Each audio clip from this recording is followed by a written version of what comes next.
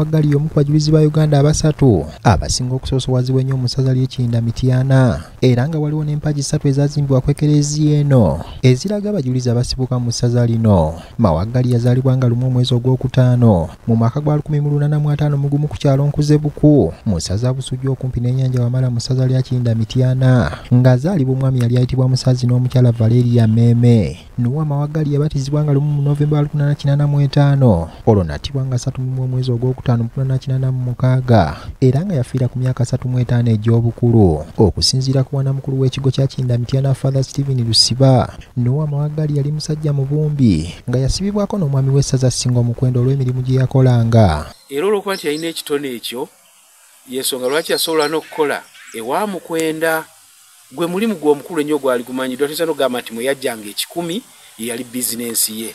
Father Lusiba agamba nti ng'oggyeko eky'obubumbi, Mawagali era yali musajja musomesa wa ddiini era okuttibwa kwe yasangibwa mu nnyumba ya munywanyi we Lukkabaana ba Kintu ng'azze okusomesa abantu eddiini. Kati olw'okuba nti ekiyigganyo kyali kituuse nga Kabaka Mwanga II alagidde bayiganye abasomi, so Noah Mawagali bw'atyo n'akwatibwa nga bwe mbagambye bwe kasita baabuuza nti abasomi baluwa, n'afumitibwa effumu, omusaayi gwe ne guyiika wano mu Kiyinda sport yennyini we gwasooka okuyiika tugirina wano mu Kiyinda.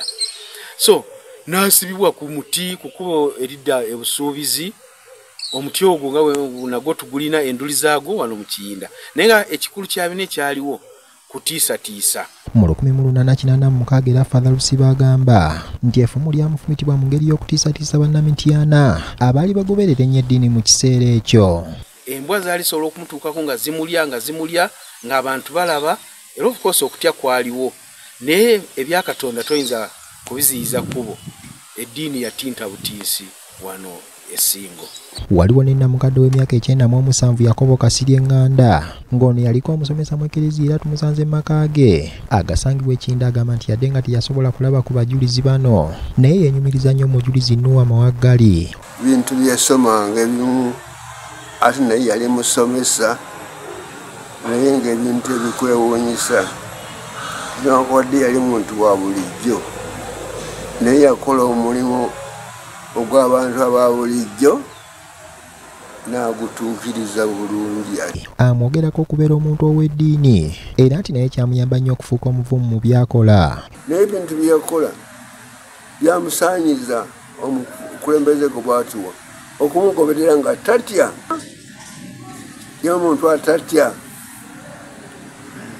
ate ne famire ye okulabika nga ekituwa ekyokulabiraku. Ekereziya ya St. Noah Kinda-Mityana eriko empagi 3 ez'abajulizi okuli eya Noah Mawagali, Matiya Mulumba wamu ne Lukkabaana ba Kintu. Waliwo n'omujulizi St. Ambrosio Kibuuka azaalibwa mu Ttamu mu munisipaali y'e Mityana nga naye ajjukirwa nnyo mu ssaza lya Kinda-Mityana. Ronald Kitanda ne John Bagenda, BBS Terefayina, Gambuuze.